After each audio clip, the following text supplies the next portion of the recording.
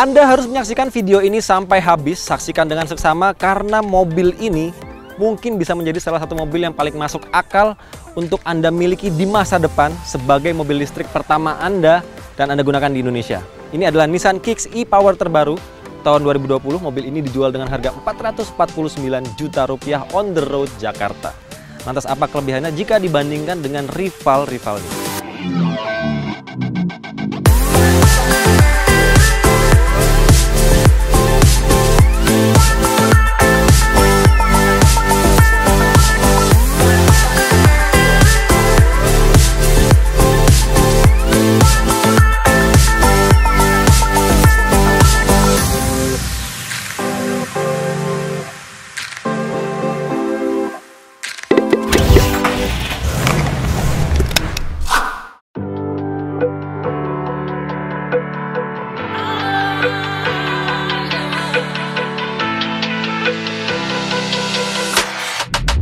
Yang harus Anda ketahui, Nissan Kicks ini bukanlah Nissan Juke versi baru.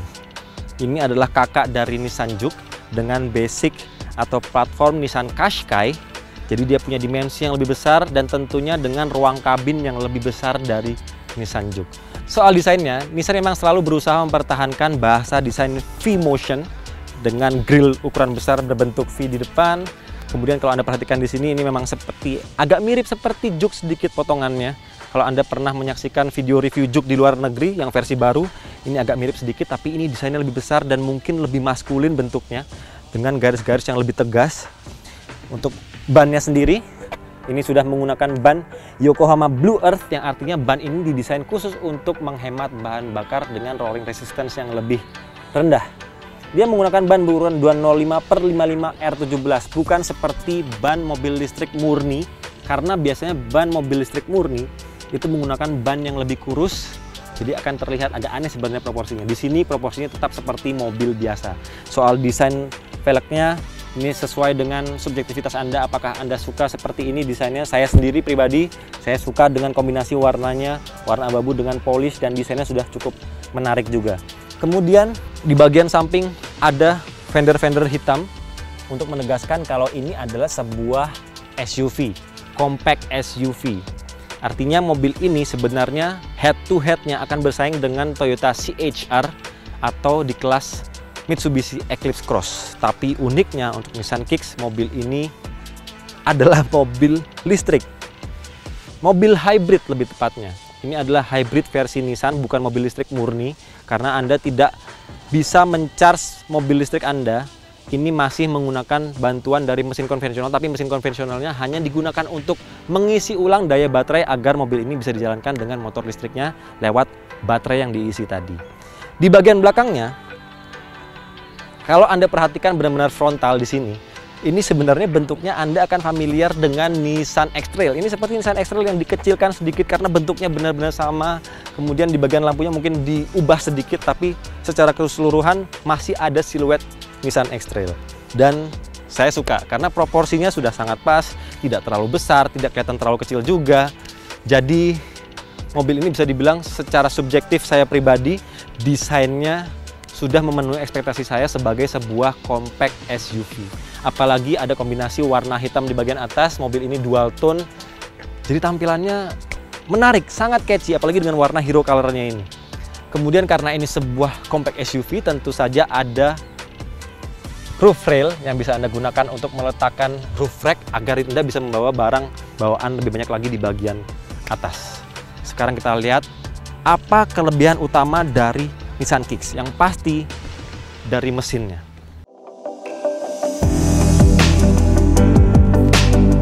Sebagian dari Anda mungkin akan bertanya-tanya, tadi saya menyebutkan kalau ini adalah mobil listrik. Bisa dibilang mobil listrik, tapi sebenarnya ini mobil hybrid. Karena yang menggerakkan mobil ini itu murni menggunakan motor listrik, bukan mesinnya yang menggerakkan mobil ini. Mesin ini menggunakan mesin 3 silinder 1200 cc. Anda bisa melihat spesifikasinya di kolom deskripsi kami. Tapi yang pasti, berapapun output tenaganya, mesin mobil ini hanya berfungsi untuk men-charge atau mengisi ulang daya dari baterai yang tersedia di mobil ini. Jadi sebenarnya mesin ini hanya berfungsi sebagai generator saja, tidak sebagai penggerak dari mobilnya. Nah, berarti Anda hanya perlu menggunakan mobil ini seperti biasa, seperti mobil konvensional, tapi mobil ini digerakkan dengan motor listrik sehingga mesin ini akan berfungsi dan hanya mengkonsumsi bahan bakar sedikit hanya untuk mengisi daya baterainya saja. Kalau Anda kurang mengerti, biasanya di mobil plug-in hybrid itu dibekali dengan motor listrik dan mesin konvensional. Tapi mereka berdua bekerja secara bersamaan dengan mobil hybrid.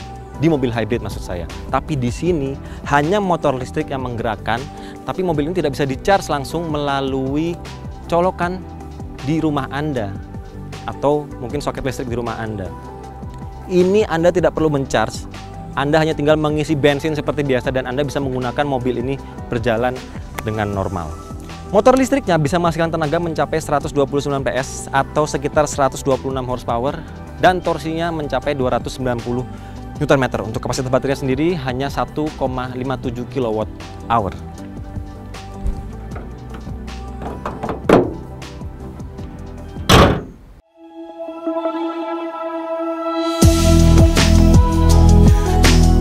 Karena ini mobil bisa dianggap sebagai mobil masa depan, tentu saja fiturnya juga lengkap karena masuk ke dalamnya sudah keyless entry, kuncinya seperti ini, masih seperti kunci Nissan yang menggunakan mesin konvensional lainnya, tidak terlalu berbeda. Jadi emang Anda akan merasa kalau ketika Anda membawa mobil ini sama seperti Anda membawa mobil dengan mesin konvensional.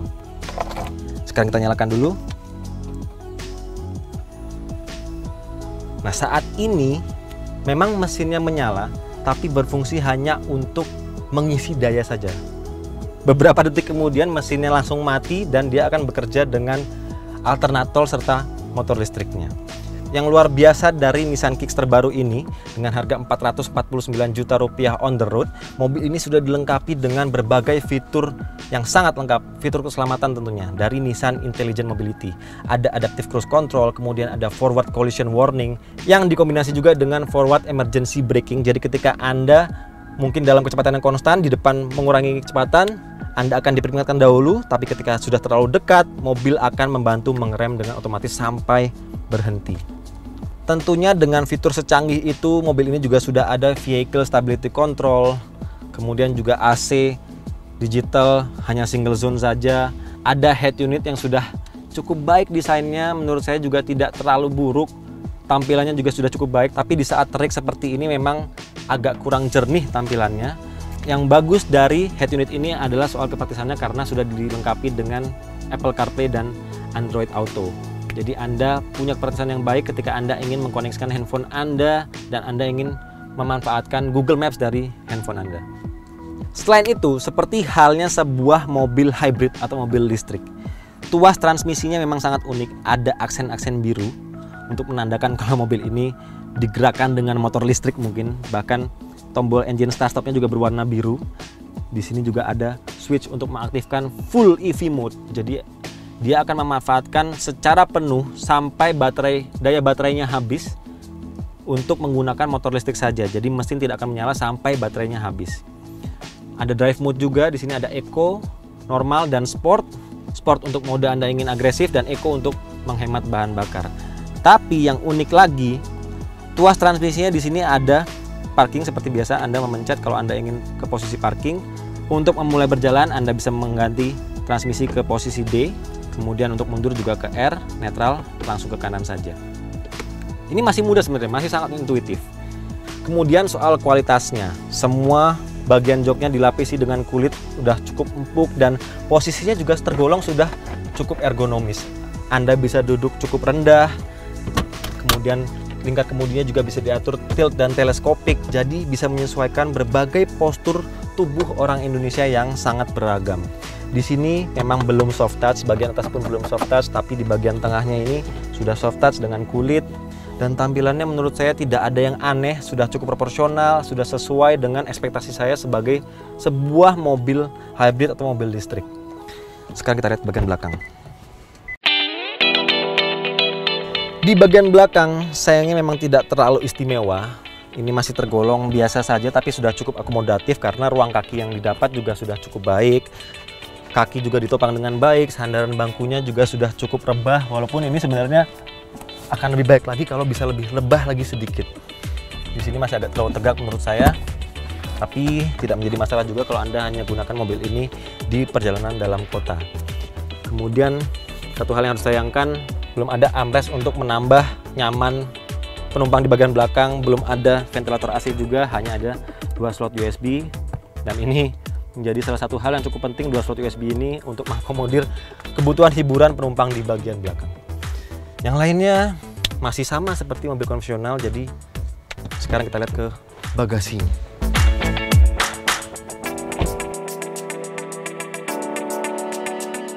Untuk bagasinya, karena Nissan Kicks adalah mobil yang punya dimensi lebih besar dari Nissan Juke, tentu saja kapasitasnya lebih besar dari Nissan Juke. Ini posisi bagasinya juga tergolong cukup rendah, jadi kalau Anda punya barang bawaan yang berat, Anda tidak terlalu berat mengangkatnya. Sayangnya ini belum rata lantai, masih ada agak sedikit turun ke bawah. Di bagian bawahnya tidak ada ban cadangan, hanya ada aki mobil, kemudian mungkin tempat untuk meletakkan berbagai toolkit. Dan Anda juga bisa melepas separator bagasi ini kalau Anda ingin menambah kapasitas bagasinya dan melipat bangku baris kedua. Sebenarnya saya berharap lebih banyak dari sebuah mobil listrik atau hybrid yang dijual mungkin dengan harga 449 juta rupiah. Di sini untuk menutup dan membuka bagasinya belum dioperasikan secara elektris, belum ada power tailgate, tapi kamera mundur sudah tersedia dan tentunya sensor parkir untuk membantu Anda mengemudi saat mundur maupun parkir juga sudah siap. Sekarang kita rasakan bagaimana rasanya mengemudikan sebuah mobil elektrik yang hanya digerakkan oleh motor listrik tanpa ada bantuan sedikit pun dari mesin bensinnya.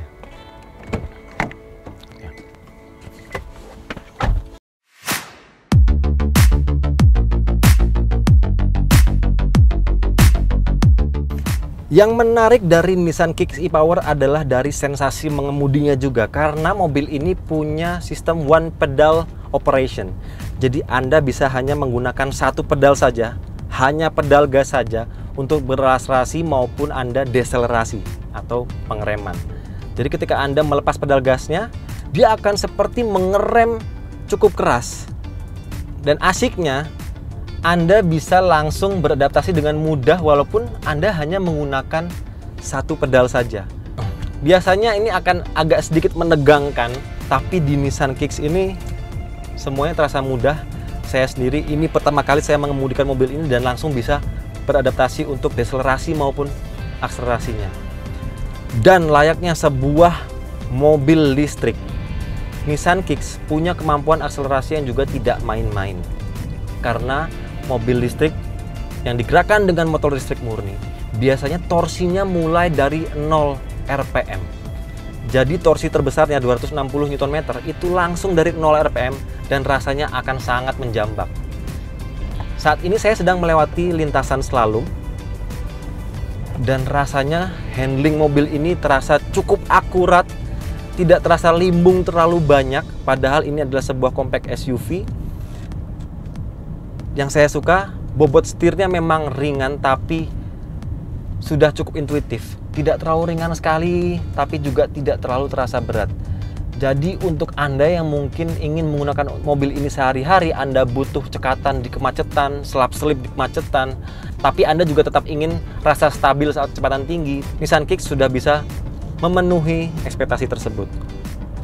Karena Nissan Kicks ini menggunakan motor listrik sebagai penggeraknya, jadi memang instrumen klasternya tidak tersedia putaran mesin atau RPM, hanya ada speedometer saja. Di sampingnya ini hanya ada layar digital TFT, yang sayangnya menurut saya agak kurang keren tampilannya, kurang funky.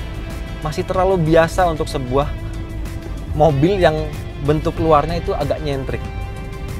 Mungkin akan lebih keren lagi kalau tampilannya dibuat lebih atraktif lagi, mungkin grafisnya.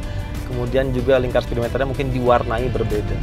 Tapi ya, ini menjadi hal yang sangat kecil.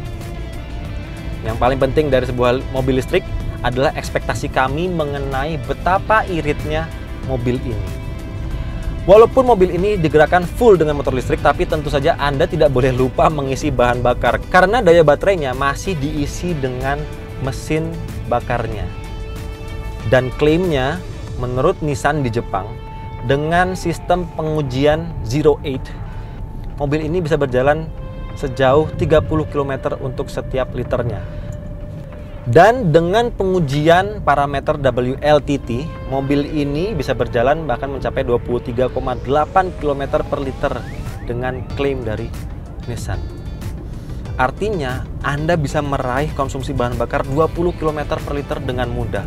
Dan uniknya lagi, ketika mesin bakarnya menyala, Anda sama sekali tidak merasakan adanya getaran yang terlalu besar atau perpindahan yang mengagetkan.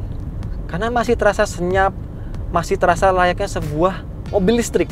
Suaranya sangat senyap, hanya terdengar suara angin, suara road noise. Dan harus diakui road noise mobil ini di jalanan yang mungkin menurut saya ini salah satu trek pengujian yang paling dekat dengan kondisi jalanan di Indonesia. Ini masih agak terasa menyusup suara road noise-nya.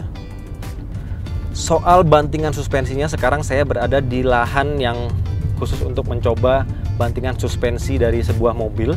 Ini jalannya agak bergelombang dengan kontur yang buruk. Dan mobil ini terasa sebenarnya agak rigid untuk mempertahankan bagaimana dia bisa asik diajak bermanuver, tapi juga tidak terlalu keras. Nanti mungkin hasil pengujiannya dan rasa menyeluruh dari mobil ini akan kami sampaikan dalam pengujian jangka panjang kami yang segera akan kami lakukan ketika kami sudah mendapatkan unit test dari Nissan Kicks terbaru ini. Tapi jujur saja saya mengemudikan mobil ini benar-benar tidak merasa kalau mobil ini adalah mobil listrik. Yang saya rasakan mobil ini senyap, tenaganya sudah cukup, tidak ada perpindahan transmisi, halus sekali karena memang motor listrik tidak perlu transmisi untuk menghantarkan tenaganya. Jadi sebenarnya mobil ini adalah yang paling dekat dengan kebiasaan masyarakat Indonesia yang biasa menggunakan mobil konvensional. Jadi kalau Anda memang berencana ingin beralih dari mobil konvensional ke mobil listrik yang irit bahan bakar, inilah yang menjadi salah satu alasan mengapa saya sebut Nissan Kicks menjadi salah satu mobil listrik yang digerakkan dengan motor listrik yang paling masuk akal untuk digunakan oleh masyarakat Indonesia di Indonesia saat ini. Karena infrastruktur di Indonesia belum mendukung untuk mobil listrik full yang harus mencharge dengan daya yang cukup besar. Dengan Nissan Kicks ini, Anda tidak perlu mencharge, Anda tinggal mengisi bensin seperti biasa. Jadi tidak ada kebiasaan yang diubah dari penggunaan mobil konvensional ke mobil listrik ini. Oke, memang tenaganya di putaran tinggi tidak terlalu menjambak. Karena memang output tenaganya juga tidak terlalu besar, hanya 129 PS atau sekitar 126 horsepower. Tapi sepertinya ini juga sudah sangat cukup untuk Anda gunakan mungkin melewati jalan pegunungan, menanjak. Ini sudah sangat cukup. Mengingat torsinya juga sudah cukup besar, 260 Nm, bahkan dari 0 RPM. Anda tidak perlu momentum untuk mengeluarkan torsi sebesar itu.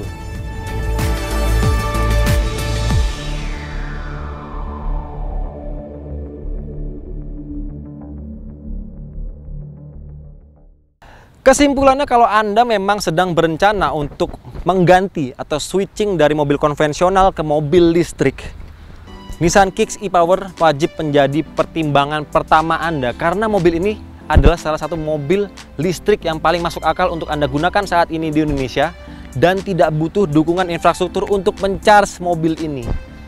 Jadi demikian dulu first impression kami mengenai Nissan Kicks e-Power terbaru di Indonesia. Silahkan klik like jika Anda suka dengan video ini dan sampaikan pendapat Anda.